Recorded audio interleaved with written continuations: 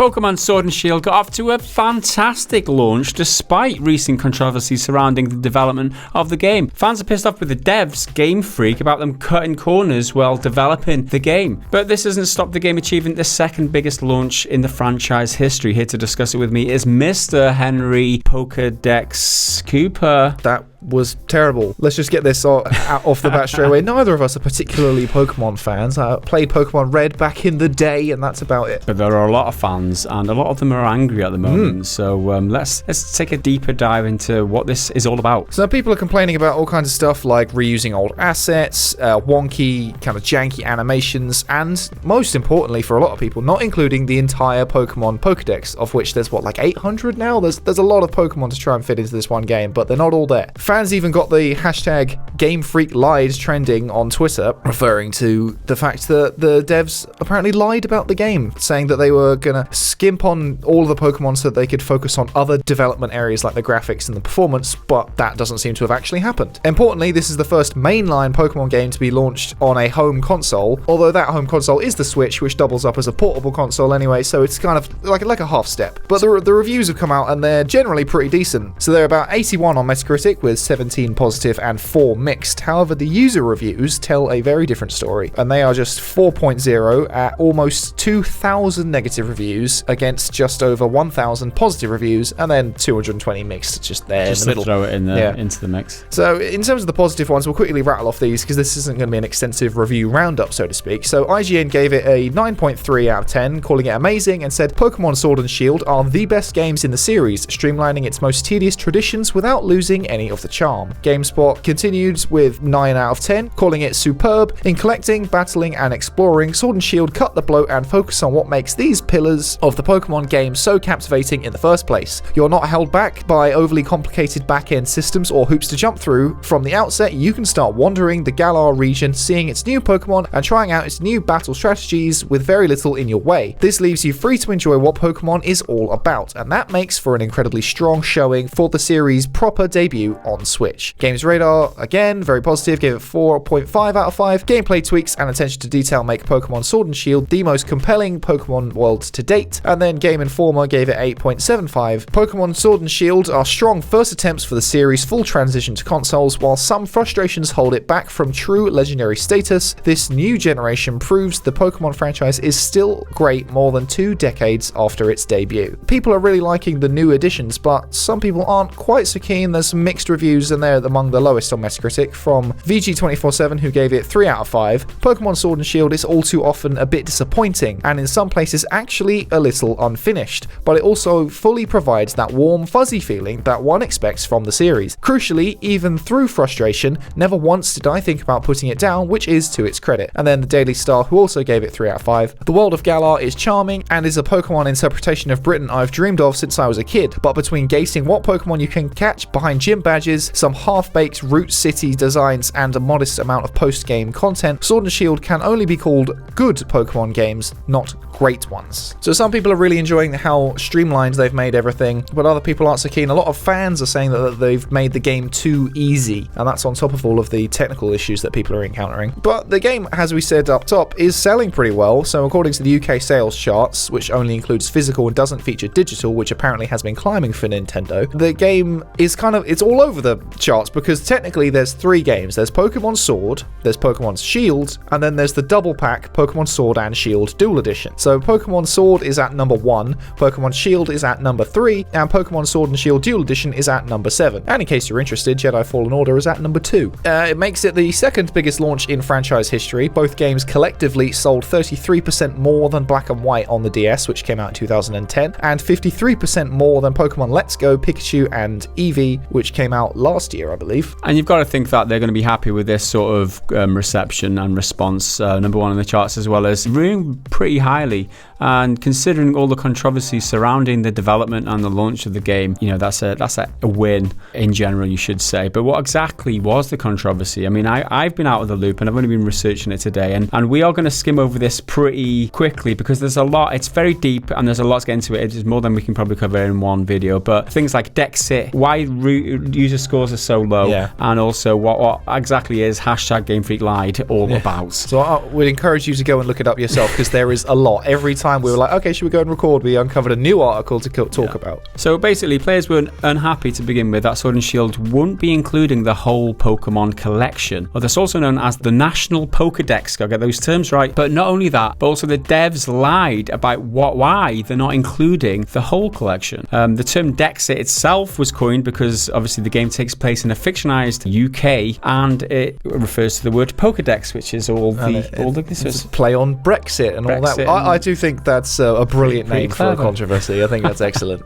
Dexiteers and all that. Yep. Regarding the development of the game, series producer Junichi Matsuda talked to Polygon about why they're leaving out some of the legendary Pokemon. With the Pokemon series now reaching 809 Pokemon, creating all those character models for the Switch for a new version of the game would have been too much work, says the producer. And he said, quote, "In any design situation, resources and time are always a constraint on what you can do in a project. We came to the decision that at some point we need to be able to prioritize new gameplay ideas. We need to be able to find a way to balance the right number of Pokemon and also still introduce new ways for players to enjoy the game. New gameplay ideas to keep the series fresh and enjoyable far into the future." 809 Pokemon is a lot, so I do sympathize with them for not necessarily being able to put all of them in because of other things they're working on. If they didn't make good on the promise of adding other features and making everything else good, then they've not actually compromised anything. Yeah, exactly. I mean, fans are used to having all the Pokemon in all games because you got to catch them all, right? And you can't catch them all if they're not all there. You got to catch them. That's the point, right? That's the point of the game. It's written on the box. It's the tagline, right? And the fact that you can't catch them all in this, obviously they're making that sacrifice in order to bump up other areas of the game. And if they haven't delivered on those areas that they're promising to deliver, you can see why maybe people are getting upset. But the main uproar stems from the claim that all the Pokemon featured in Sword and Shield would be created from scratch. That's where the extra development time would go. But fans discovered that this is just a dirty lie. The claim that all Pokemon in Sword and Shield were made from scratch originates from a Famitsu article from back in June. IGN independently translated the interview and it reads as follows. "This time, Matsuda and I had a lot of discussions. It had already been very difficult to bring all of the Pokemon to Pokemon Sun and Moon, but this time the hardware was Switch and we had to remake all the models from scratch, so we had to make some choices." Now, this lie was outed by a Redditor called Big Hail Fan, who provided evidence of reused assets in Pokemon Sword and Shield. And he says the following: Game Freak claimed they had to cut Pokemon from games due to having remake models from scratch, but these models show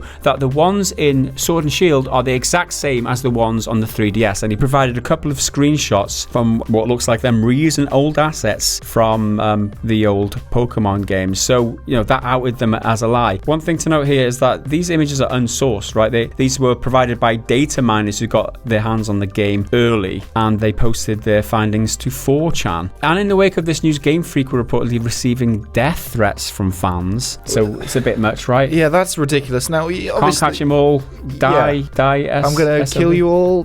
Within your rights to be upset. This all sounds like bullshit to me. Again, we don't really care about that much about Pokemon, so we don't have that much of a dog in this fight. But don't go sending people death threats. That's just I don't think that needs to be said. But just don't do it. Don't be that guy. Yeah, I can understand you need to catch them all, but I mean, really, be a human being. Jesus Christ. I think some people don't understand that. I mean, they have made 2 games. There's a lot of Pokemon to. I mean, obviously they're making these development decisions for reasons, and the fact that all the Pokemon aren't in the game. This is just my take on it, by the way. Yeah, all Pokemon aren't in this game. You have to deal with those emotions in a non-destructive way, let's say, because you're going to be disappointed. You're allowed your feelings. Like, you're allowed to not feel happy, but you need to try and understand why these decisions are being made. And they say it's so they can devote time to, for gameplay innovations or whatever, to try and push the franchise on a little bit without having to dedicate so much time to making character models, essentially. If you don't understand that, then you don't understand game development, right? There are a finite number of resources, and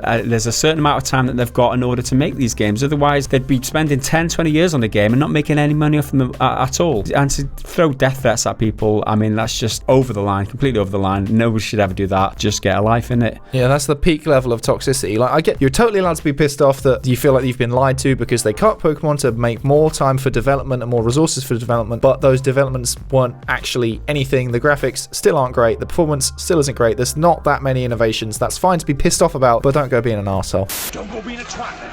But on that note, some fans have reacted with support for the developer on Twitter with getting the hashtag #ThankYouGameFreak trending. A lot of people were supporting the developers for that, which is nice. And that's the most 21st century way of fighting a battle, right? Just counter hashtags. Hashtags. Okay, so some of the other issues with the game, according to CNN, include simple things such as characters turning to face your character when you speak to them don't always occur, and there are cutscenes towards the end of the game in which a dialogue track is played but the characters remain still. So little kind of polishing bugs like that. So if the game itself is buggy and they said they're going to take extra time to make the game better and all your Pokemon aren't in there, you can see why this has kind of upset a few people. Yeah, and a lot of people are throwing around the word unfinished, which is never good. Incidentally, Polygon are reporting that the whole thing is a mistranslation / misinformation that's been repeated endlessly. So I said IGN independently got the Famitsu article translated themselves just to make sure, but Polygon are coming out and saying the whole thing's a mistranslation, and they didn't actually say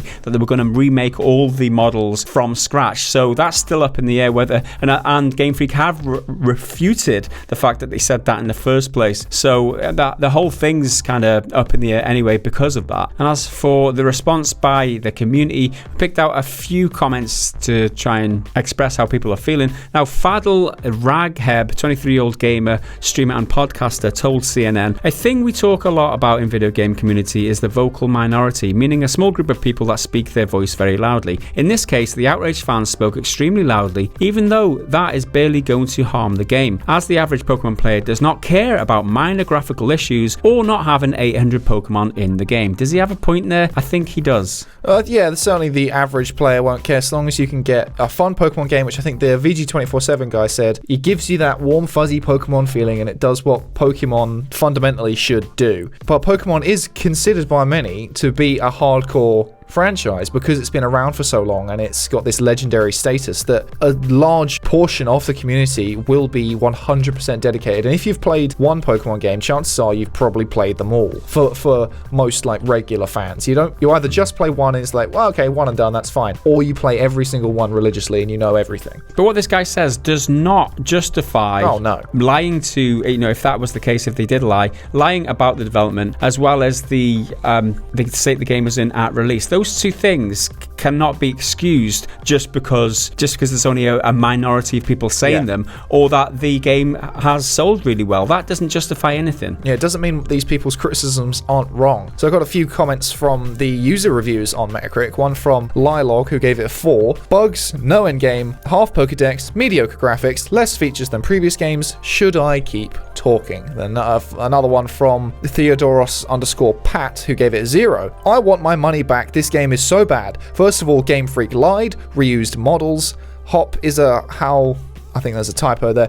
Clone is just an unfinished game. Nintendo, it's time to get the franchise back. This morons don't deserve the biggest franchise in the world because they simply don't respect us. I was going to recommend this to children, but it's overpriced. So pricing's an issue as well because it's a full console game. It's running at $60. And the comment about not respecting your fans and your player base is an interesting one because I've seen that thrown around quite a lot too. Because again, everyone knows that Pokemon has a super devout, dedicated following of fans, and they're the ones who are pissed off, and if anything, they're the ones you should be treating with the most respect and building your product to, not the casuals who won't care. I think one thing is, we talked about the price there. There are two games, Pokemon Sword and Pokemon Shield, and they're £50 each. The collections are £100 just for this one game, and you can see why maybe these fans feel a little bit pissed off. You can see their point of view, but then again, that's just our opinion, and that's our take on this matter. We've skimmed through a lot quickly here because that's as we understand it. Maybe we're wrong. Correct us if we were down in the comments. Please follow up on any of the sources down in the description because, as we say, there is loads to this and there's still more coming out about translations and people saying different things. So yeah, check it out for yourselves if you want the full story. But let us know what you think. Have you bought Pokemon Sword or Shield or both? Are you pissed off about the lack of 800 Pokemon? Let us know down below, but please make sure don't be toxic to these people, even if they did lie, which chances are they probably did. Don't go being toxic to them. Express your criticisms in a rational manner, and then the world will be a happier place for it. Anyway, if you like what we're doing, make sure you hit that like button and the subscribe button and the bell. I've been Henry, he's been Gaz. We'll see you next time. Bye for now.